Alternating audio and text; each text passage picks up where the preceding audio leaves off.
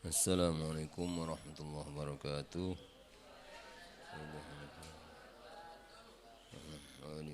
Anbiya ana min sahabati min awliya asyam.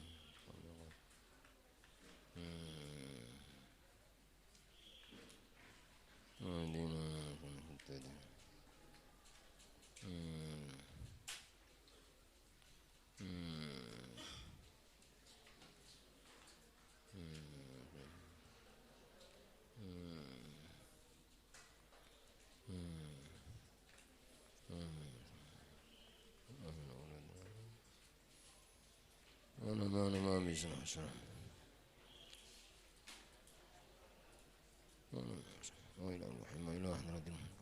Bismillah suratul Fatihah. Alhamdulillah masyaallah.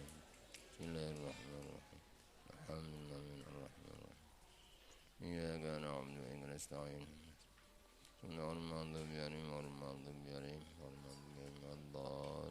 Amin. Doa, baca doa. Bismillahirrahmanirrahim. Nawaitu ta'alluma wa ta'lima wa naf'al indifa wal intada wal istifada wal hatha ala tamassuki bi kitabillahi wa sunnati rasulih wal darata al khair jawa'iyah.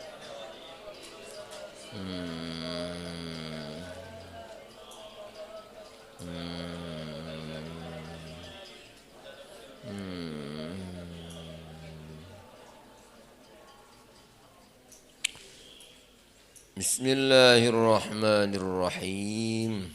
Alhamdulillahi rabbil alamin. Wassalatu wassalamu ala asyrafil anbiya'i wal mursalin Sayyidina maulana Muhammadin wa ala alihi wa sahbihi ajma'in, amma ba'd. Sekarang wa amma tafsirul ilmiyah. Bismillahirrahmanirrahim. Wa amma tafsirul ilmi, dan adapun penjelasan. Tafsir itu penjelasan ilmu. Adapun penjelasan ilmu,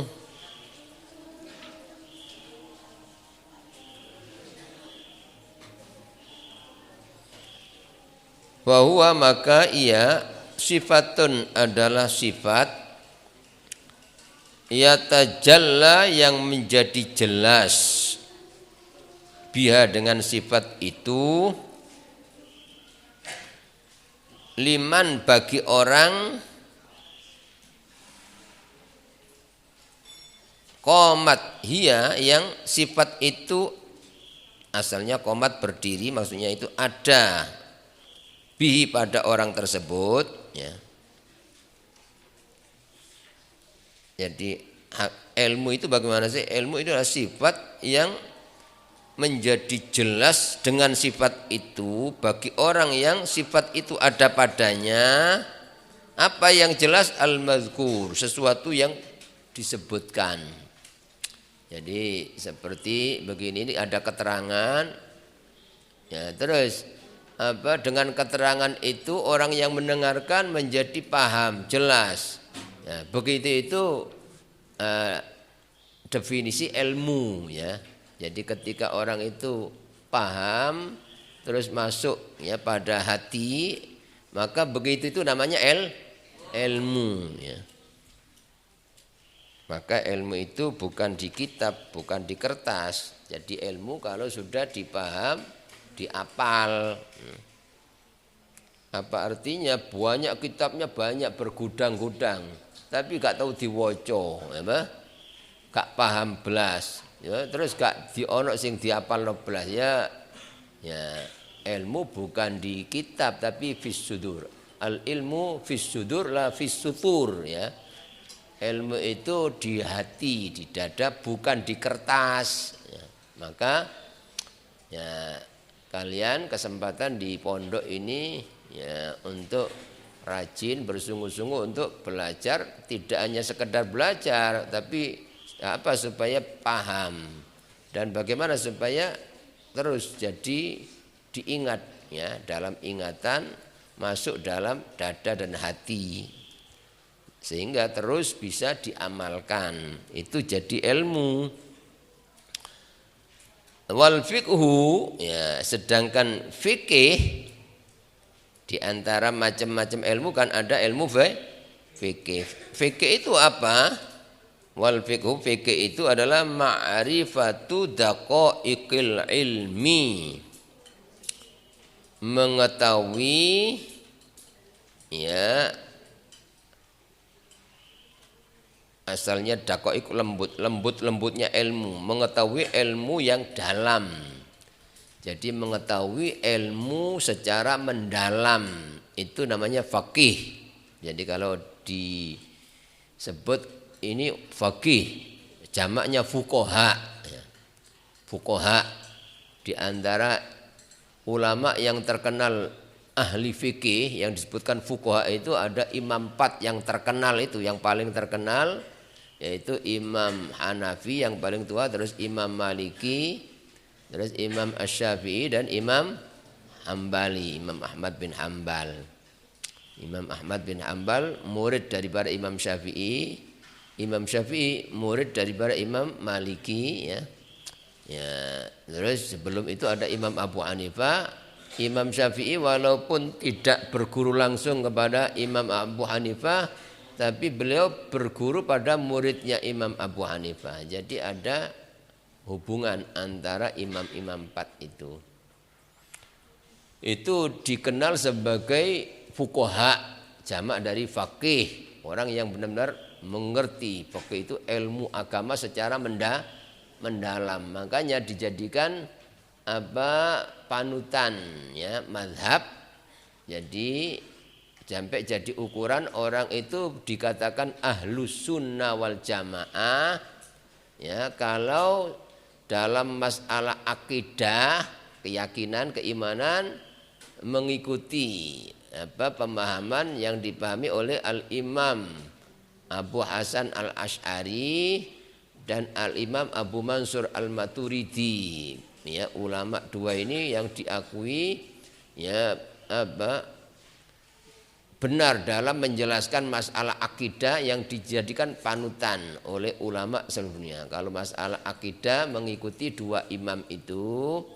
Kalau dalam masalah syariah, tata cara agama, ibadah mengikuti imam 4 tadi itu. Salah satu dari mazhab 4 itu semua termasuk ahli sunnah wal jamaah, walaupun berbeda antara imam yang satu dengan yang lain, ya.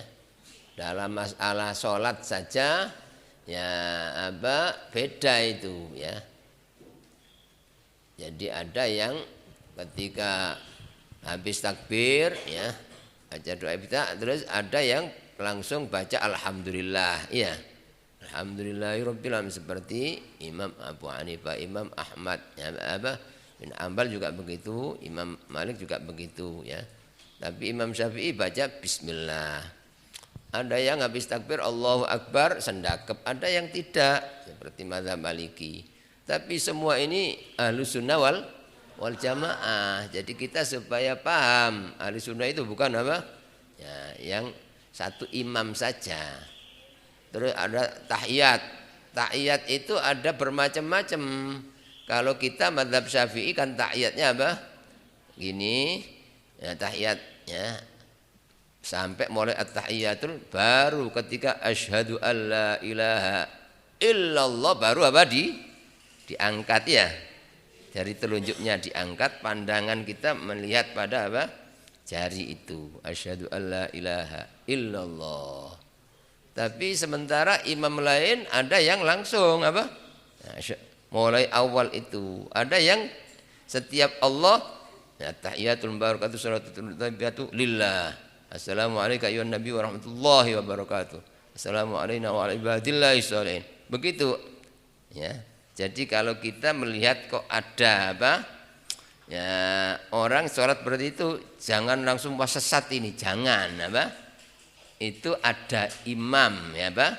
Walaupun kita jangan niru-niru apa. Ya, kita, guru-guru kita mengajarkan fikih mengikuti mazhab Syafi'i yang seperti yang kita pelajari dalam kitab-kitab itu. Cuma kita jangan gampang menyesatkan orang gara-gara tidak sama dengan kita. Karena hanya mereka mungkin mengikuti imam lain selain mazhab Syafi'i, dan selama masih dalam 4 mazhab itu masih dikatakan ahlus sunnah wal jamaah. Ya. Terus dalam masalah fikih syariatnya.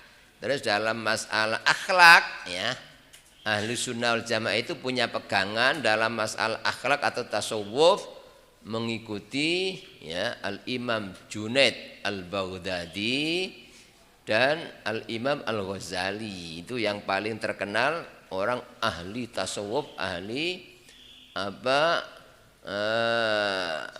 dokternya hati, ya, yang bisa menyembuhkan penyakit-penyakit hati. Sudah, ya, ini katanya fikih itu adalah mengetahui ilmu-ilmu yang mendalam, ya. Jadi berarti, ya, pengertian fikih secara sempurna bukan sekedar tata cara ibadah saja, tapi menguasai segala ilmu. Seperti Imam 4 itu loh, Imam Syafi'i, Imam Maliki, Imam Hambali, itu bukan hanya mendalami fikih tok, seluruh, ya, ilmu. Jadi hanya yang paling menonjol adalah ilmu fikihnya, ya, jadi yang disebut dengan istilah fikih. Tapi fikih itu mencakup, ya, ilmu-ilmu agama, terutama ilmu yang sangat mendalam. Qala Abu Hanifah, berkata Imam Abu Hanifah rahmatullahi taala alaih, mudah-mudahan rahmat Allah tetap atas beliau, amin. Al-fiqhu, fikih itu adalah ma'rifatun nafsi, pengetahuan seseorang, malaha, apa yang bermanfaat bagi orang itu, wa ma'alaiha, dan apa yang membahayakan orang itu, ya.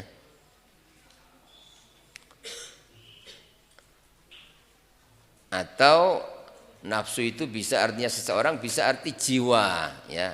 Mengetahui jiwa, arti apa yang bermanfaat bagi jiwa itu dan apa yang berbahaya baginya. Jadi kalau dalam bahasa Arab beda, la sama-sama ya, jadi laha untuknya, alaiha atasnya. Tapi kalau lam ini mengandung arti manfaat, ya, manfaat, apa yang manfaat baginya itu pakai lam.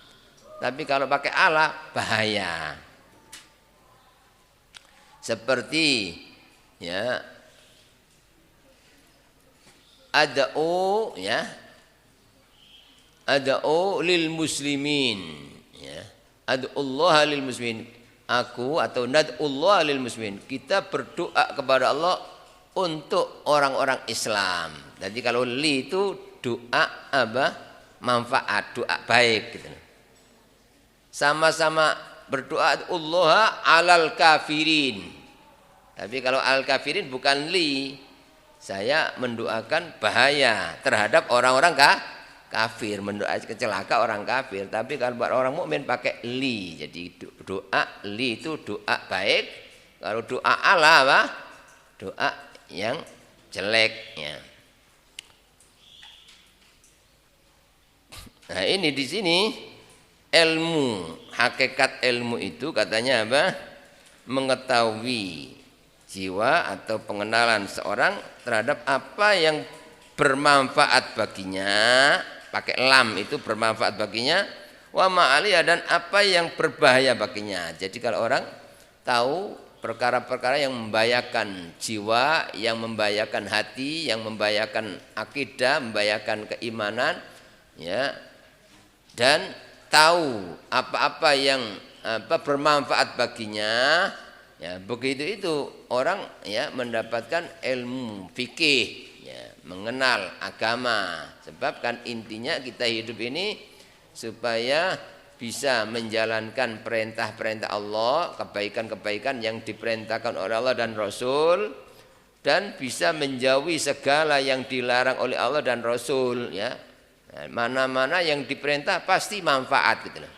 Jadi apapun perintah agama itu pasti membawa manfaat, membawa keselamatan, membawa kebahagiaan baik di dunia maupun di akhirat. Apa saja perintah agama gitu.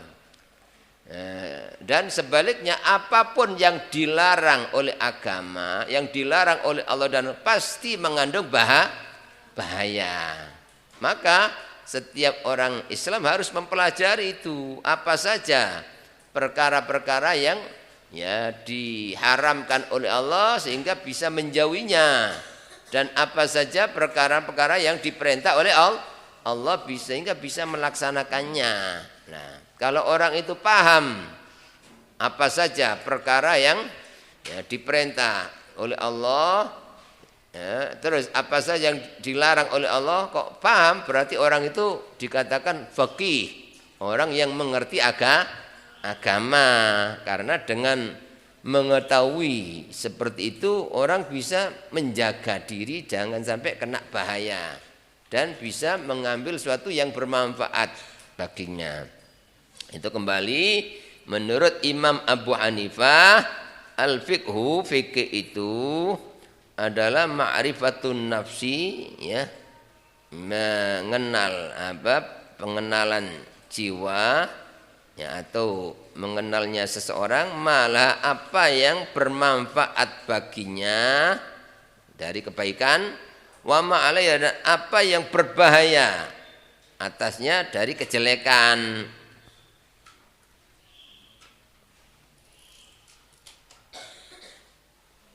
Jadi makanya kalau ilmu-ilmu umum itu tidak dikatakan fikih karena tidak ada sangkut pautnya sama ya, perintah-perintah Allah atau larangan-larangan Allah, larangan agama.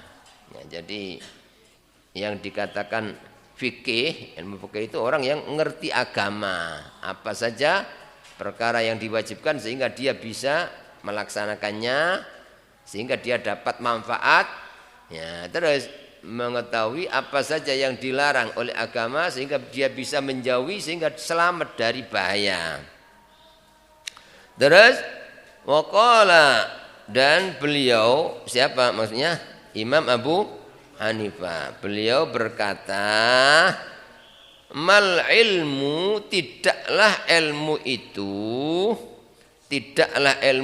illa lil amali bih, kecuali untuk diamalkan. Jadi tidaklah ilmu itu kecuali untuk diamalkan. Nah, kalau ada ilmu, alim, apal senang, tapi tidak diamalkan, ya apa artinya gitu, apa? Tidak ada gunanya. Jadi justru ilmu yang banyak tapi tidak diamalkan akan ya membahayakan orang itu, akan ya mencelakakan orang itu, ya.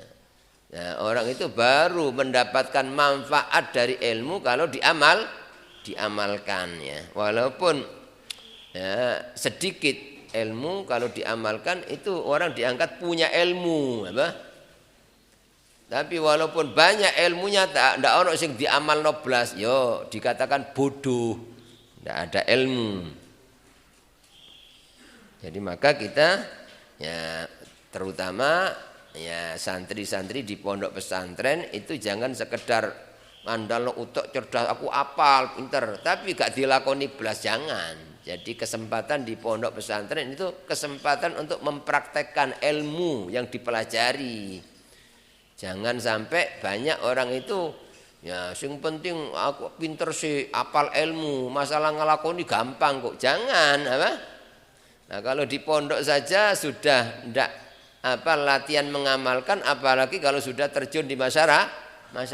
Jadi kesempatan di pondok itu latihan mengamalkan ilmu. Jadi ilmu yang didapat dari guru diamalkan langsung dalam praktek sehari-hari. Sudah. Apalagi diharapkan santri-santri pondok itu pulang itu jadi contoh di tengah-tengah masyarakat. Ya, diharapkan nanti bisa dakwah mengajak masyarakat. Ya. Bagaimana kalau orang itu walaupun alim ilmunya banyak apal tapi belum diamalkan. Bagaimana nanti ketika ngasih contoh di tengah-tengah masyarakat? Walaupun orang itu ngajak orang tapi dirinya belum melakukan, tidak akan diterima nasihat orang yang dirinya belum mengamalkan. Dan di samping itu ada ancaman dari Allah, kalau orang itu hanya ngajak orang baik tapi dirinya belum mempraktikkan kebaikan, diancam, kena laknat, kena murka Allah. Jadi maka supaya kita ini bisa menjadi contoh di tengah-tengah masyarakat, di pondok ini harus latihan mengamalkan ilmu, bukan sekedar menghafal ilmu. Udah, kata beliau Imam Abu Hanifah, mal ilmu illa lil amali bih. Tidaklah ilmu itu kecuali untuk diamalkan. Terus mengamalkan ilmu itu apa? Wal amalu bi, dan mengamalkan ilmu itu adalah tarkul ajili lil ajili. Tarkul ajili lil ajili. Meninggalkan kesenangan dunia lil ajili untuk memperoleh kesenangan akhirat. Jadi mengamalkan ilmu itu orang meninggalkan kesenangan dunia yang tidak baik gitu. Mana-mana kesenangan dunia yang tidak baik itu ditinggalkan untuk supaya mendapatkan kesenangan yang sempurna di akhirat. Itu baru dikatakan mengamalkan ilmu. Walaupun orang itu ilmunya banyak tapi hidupnya hanya selalu mengutamakan dunia, hidupnya selalu senang-senang dengan dunia, ibadah malas, sholat malas, membantu orang malas, ilmunya banyak, orang ini sama sekali tidak dianggap punya ilmu. Karena tidak mencintai akhirat, tidak mencintai amal soleh. Makanya yang dinamakan ulama, ulama itu jamak dari alim, orang yang berilmu, alim. Jamaknya ulama itu tidak sekedar orang yang banyak ilmunya, kata Allah. Baru dikatakan alim, yang jamaknya ulama, kalau orang itu takut kepada Allah. Takut kepada Allah itu sehingga tidak berani melakukan apa yang dilarang oleh Allah dan tidak berani meninggalkan kewajiban, tidak berani malas ibadah, itu takut kepada Allah. Itu yang dimaksud dalam Quran, innama yakhsyallaha min ibadihil ulama'u, yang takut kepada Allah itu hanyalah para ulama, orang yang ilmu. Jadi kalau ilmunya banyak tapi tidak takut kepada Allah, ilmunya banyak tapi kadang-kadang berani meninggalkan sholat, ilmunya banyak kadang-kadang berani bohong. Nah itu, walaupun ilmunya banyak, kitabnya banyak, pinter, dalil, tapi sering meninggalkan kewajiban, kadang-kadang sering bohong, kadang-kadang sering berbuat jelek, merugikan orang. Itu sama sekali tidak dinamakan ulama, tapi dinamakan ngelama namanya, ilmune wake tapi senengane ngakali wong, ilmune akeh tapi males sembayang. Begitu itu, walaupun pinter dalil, pidato pandai, tapi perbuatannya tidak baik, sama sekali tidak pantas dan tidak boleh disebut ulama. Tapi Walaupun orang itu gak apal ilmu, biasa-biasa mungkin gak iso pidato, tapi ada takut kepada Allah, wedi nang Allah, gak wani ganggu wong, gak wani meninggalkan kewajiban, gak berani melakukan perbuatan yang gak baik menurut Allah. Ya, orang yang demikian ini walaupun ilmunya sedikit pantas dinamakan ulama. Karena apa? Takut kepada Allah. Ya, kata Allah, yang takut kepada Allah itulah baru dinamakan ulama. Ya. Sudah. Jadi ukuran mengamalkan ilmu itu kalau orang itu tidak mencintai dunia mengorbankan akhirat tidak, tapi justru mencintai akhirat, mencintai amal soleh, justru mengorbankan urusan dunia. Kalau orang itu dalam hidup ini yang dituju akhirat, yang diniatkan akhirat, yang dipentingkan akhirat, pasti dunianya katut gitu. Pasti ya. Tapi kalau orang itu yang dituju hanya dunia, akhiratnya gagal, dunianya belum tentu hasil ya. Seperti yang difirmankan oleh Allah dalam Al-Qur'an surat surat Asy-Syura ayat 20 ya. Allah berfirman, "Man kana yuridu harsal akhirati nazid lahu fi harthih." Kata Allah, barang siapa yang menginginkan keuntungan akhirat, tanaman akhirat, yaitu ibadah melakukan apapun yang dituju akhirat ya, kepingin selamat di akhirat, kepingin bahagia di akhirat ya. Orang yang begitu ya, yang diinginkan keuntungan akhirat, yang dicita-citakan keinginan akhirat, keselamatan akhirat, yang dituju keuntungan akhirat, maka kata Allah, nazid lahu fi arthi, kami tambah keuntungannya. Di samping dapat untung akhirat, pasti dapat untung dunia. Jadi lek niate akhirat, sing dipentingno akhirat, dunyane katut. Tapi ya, wa man kana yuridu artsad dunya, lek urip iki sing dituju, sing diniati, sing mek keuntungan dunya. Dadi belajar apa tujuane cek oleh dunya, ya. Nah, ini kata Allah apa? Nu'tihi minha wa ma lahu fil akhirati min nasib. Mungkin dikai lek Gusti Allah ngersakno, ya. Tapi ciri Gusti Allah wa ma lahu fil akhirati min nasib. Di akhirat tidak punya nasib. Nasib itu bagian kosong. Ibarat nandur gak cukul di akhirat. Ya, kalau orang itu hanya yang dituju keuntungan dunia, akhiratnya gagal, dunianya belum tentu dapat. Ya.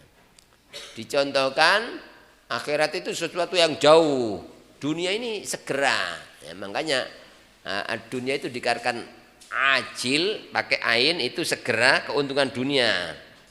Tapi kalau akhirat ajil pakai apa?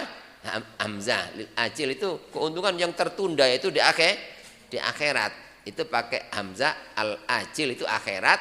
Kalau al ajil dang kesusu, keuntungan dunia. Itu apa? Nah, dunia itu ya dekat segera ya sekarang, akhirat nanti ya. Itu digambarkan jauh. Kalau orang itu yang dituju ibarat pergi jauh, nah, sing dituju nang Surabaya misalnya. Ya yang dekat mesti kelewatan gitu loh. Ngelewati Belimbing, ngelewati Singosari, ngelewati Lawang, ngelewati Purwosari, ngelewati Pandaan. Begitu Yang dekat-dekat kelewatan karena yang dituju yang jauh. Hanya orang kalau nuju akhirat dunianya katut pasti Tapi kalau orang itu yang dituju hanya niatnya ke Singosari, ya tidak akan sampai ke Lawang, tidak akan sampai ke Pandaan ya. Begitulah kalau orang itu niatnya hanya sebatas kepingin selamat di dunia, kepingin untung di dunia tok, kepingin ya akhiratnya gagal, dunianya belum tentu dapat. Tapi kalau yang dituju akhirat, yang diniati akhirat, yang dipentingkan akhirat, dunianya pasti katut ya, akhiratnya sempurna. Itu dalilnya Surat Asy-Syura ayat 20. Juga lebih jelas lagi, nah Allah menjelaskan dalilnya dalam surat Al-Isra ayat 18 dan 19. Surat Al-Isra ayat 18 19 Allah berfirman, A'udzubillahi minasyaitonirrajim. Man kana yuridul ajilata ajjalna lahu fiha ma nasya'u liman nurid. Thumma ja'alna lahu jahannam yaslaha madhmuman madkhura. Kata Allah, man kana yuridul ajilata, pakai ain, barang siapa yang menghendaki keuntungan yang segera. Pakai ain itu keuntungan segera. Apa maksudnya keuntungan segera? Keuntungan dunia apa akhirat? Dunia. Barang siapa yang menghendaki, yang menginginkan, yang menginginkan keuntungan yang segera, itu dunia. Apa-apa niate cek untung dunia, cek apa? Bahagia dunia, cek selamat di dunia, itu tok. Apa kata Allah? Ajjalna lahu fiha ma nasya'. Maka kami segerakan bagi orang itu apa yang kami kehendaki. Lek dikehendaki Allah gitu. Liman nurid, bagi orang yang kami kehendaki. Artinya walaupun orang itu niati kepingin untung dunia, tapi Allah tidak menghendaki, terjadi apa enggak? Tidak akan terjadi. Jadi niati kepingin untung dunia, kepingin mulia dunia, Allah tidak menghendaki, ya percuma gitu loh, tidak akan mendapat. Jadi barang siapa yang menghendaki keuntungan dunia, kami segerakan. Ya, apa yang kami kehendaki, dikehendaki Allah. Liman nurid, bagi orang yang kami kehendaki. Ya, masih diniati dituju, tapi Gusti Allah gak ngersakno, ndak dapat. Di samping itu kata Allah, tsumma ja'alna lahu jahannam. Kemudian kami jadikan bagi orang itu, orang yang niatnya hanya kepingin untung dunia, kepingin apa? Berhasil di dunia saja, kepingin selamat di dunia, ya. Sehingga tanda-tandanya orang yang hanya mementingkan dunia itu malas ibadah, malas berbuat amal soleh. Nah, itu tandanya yang diinginkan hanya keuntungan dunia. Kata Allah, mungkin dikei lek Gusti Allah ngersakno, tapi tsumma ja'alna lahu jahannam. Kemudian kami jadikan bagi orang itu neraka Jahannam. Na'udzubillah min dzalik. Yaslaha madhmuman madhura. Dia akan masuk neraka Jahannam dalam keadaan terhina, lagi terusir dari rahmat, terkutuk. Itu ancaman yang sangat menakutkan ya. Kalau orang hidup ini hanya yang dipentingkan dunia, yang dicita dunia, yang dituju dunia. Ibadah malas, amal soleh malas, tapi pikirannya mek dunia tok ya. Itu akhiratnya jelas diancam jahanam, dunianya belum tentu dapat ya. Tapi kata Allah, wa man kana yuridul man kana yuridul ajalna fiha ma nasya' thumma ja'alna jahannam yaslaha madmuman wa man arada al-akhirata wa sa'alaha sa'yaha wa huwa mu'minun fa ulaika kana sa'yuhum mashkura. Barang siapa yang menginginkan keuntungan akhirat, selamat akhirat, yang penting supaya saya selamat akhirat, sehingga sergap ibadah, selalu takut kepada Allah yang dituju. Mas yo golek dunia tapi tetap ya, takut kepada Allah, tetap mementingkan ibadah. Ya. Nah, orang yang demikian ini maka ya segala usahanya dibalas oleh Allah, yaitu dimudahkan urusan dunianya, dan di akhirat dibalas dengan balasan yang mulia. Ini yang harus jadi pelajaran kita. Jadi kita hidup di dunia itu ya hanya sesaat ya, tapi yang kita tuju adalah kehidupan di akhirat yang kekal abadi. Maka orang mukmin pasti cita-citanya untuk mendapatkan keselamatan akhirat ya, dengan memantapkan rasa takut kepada Allah, dengan bersungguh-sungguh dalam melakukan amal soleh. Ya, kalau orang itu begitu, dunianya pasti dicukupi, pasti dimudahkan oleh Allah. Itu yang dimaksud kata Imam Abu Hanifah, tidak ada ilmu itu kecuali untuk diamalkan. Terus dan mengamalkan ilmu itu adalah meninggalkan kepentingan dunia untuk kepentingan akhirat. Artinya bukan berarti orang tidak boleh cari dunia, silakan gitu loh, tapi tidak sampai melupakan akhirat. Kerja ya kerja, walaupun nanti bisnis apa, tapi tetap ya ibadah nomor satu ya. Tetap mengutamakan amal soleh, tetap tidak berani melanggar aturan Allah walaupun dia mencari dunia ya. Itu berarti orang dikatakan berilmu, dikatakan punya ilmu yang manfaat.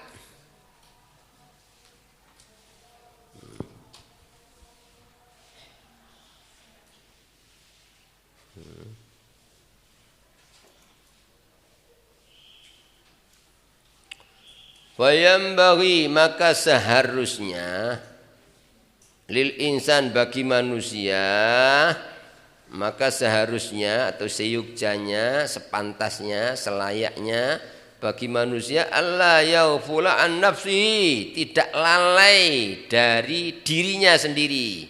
Jangan sampai lalai dari dirinya.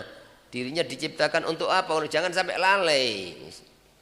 Wa ma yanfa'uha, dan apa yang bermanfaat bagi dirinya. Jangan sampai nak mikir opo sing manfaat kanggo awakku di akhirat. Ya. Jangan sampai ndak ngurus itu gitu loh. Jadi harus ya tidak lalai terhadap dirinya dan apa yang bermanfaat bagi dirinya, wa ma yadhurruha, dan apa yang membahayakan dirinya, fi ulaha, baik di dunianya, wa ukhra, maupun di akhirat. Jadi ula di sini dunia, ukhra akhirat. Jadi kita harus menjaga dari segala apa saja yang membahayakan diri kita di dunia dan juga yang membahayakan di akhirat. Dan harus apa saja kira-kira yang bermanfaat bagi di dunia dan juga bermanfaat di akhirat. Jadi bukan sebatas di dunia saja. Wa yastajribu, maka dia akan menarik ma yanfa'u, apa-apa yang bermanfaat bagi dirinya itu dilakukan, diperoleh, diambil. Wa yajtanibu, dan dia menjauhi ma yadhurruha, apa-apa yang membahayakannya dijauhi gitu. Jadi yang bermanfaat dicari, dikejar, tapi yang membahayakan dihindari, dijauhi. Kaila yakuna aqlu wa ilmu hujjatan alaihi, agar supaya akalnya dan ilmunya hujjatan, menjadi hujjah alaihi, yang menjatuhkan atas dirinya, agar supaya akalnya dan ilmunya ya tidak menjadi hujjah ya yang mengalahkan dirinya atau yang mencelakakan dirinya. Jadi kalau orang itu ilmunya banyak, cerdas, tapi ya yang dituju hanya keuntungan dunia, ibadah malas, amal soleh malas. Nah, orang yang demikian ini ilmunya akan menjadi penghancur bagi dirinya besok. Jadi justru yang mencelakakan dirinya adalah ilmunya sendiri itu karena tidak diamalkan. Terus fayazdadu uqubatan, maka bertambahlah hukumannya dengan ilmunya itu justru bertambah berat siksaannya.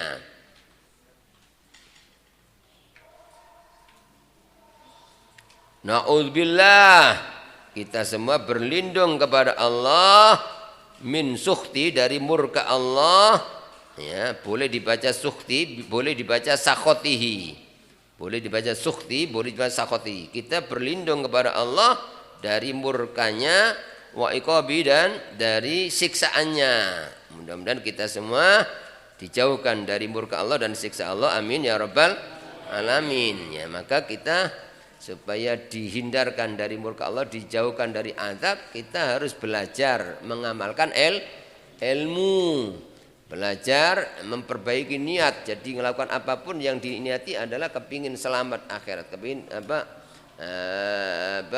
sukses akhirat, kepingin bahagia di akhirat. Nanti dunianya pasti katutnya. Dan kita kalau ternyata masih banyak ilmu yang belum kita amalkan, ya kita harus banyak-banyak beristighfar, banyak-banyak mohon ampunan kepada Allah. Kita mengakui bahwa diri kita masih banyak kekurangannya, artinya masih belum bisa mengamalkan ilmu-ilmunya. Kita harus banyak mohon ampunan. Kalau orang itu masih merasa kurang, banyak istighfar, maka masih diampuni oleh Allah karena mengakui kekurangannya.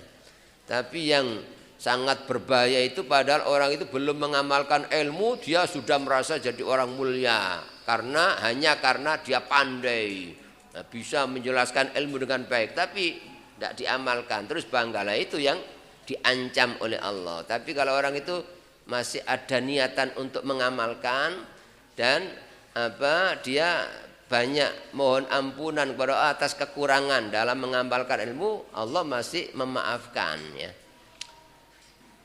Mudah-mudahan kita semua selalu ditolong oleh Allah dapat mengamalkan ilmu-ilmu yang kita pelajari di pondok ini. Mudah-mudahan semua jadi ilmu yang manfaat, jadi ilmu yang barokah, sehingga kita semua hidup kita menjadi hidup yang selamat, yang bahagia baik di dunia maupun di akhirat, dan akan membawa juga manfaat pada keluarga kita dan masyarakat kita. Amin ya rabbal alamin. Wallahu a'lam bishawab. Rabbana taqabbal minna wanfa'na bisirril Fatihah. Alhamdulillah. Iyyaka na'budu wa iyyaka nasta'in. Amin. Wassalamualaikum warahmatullahi wabarakatuh.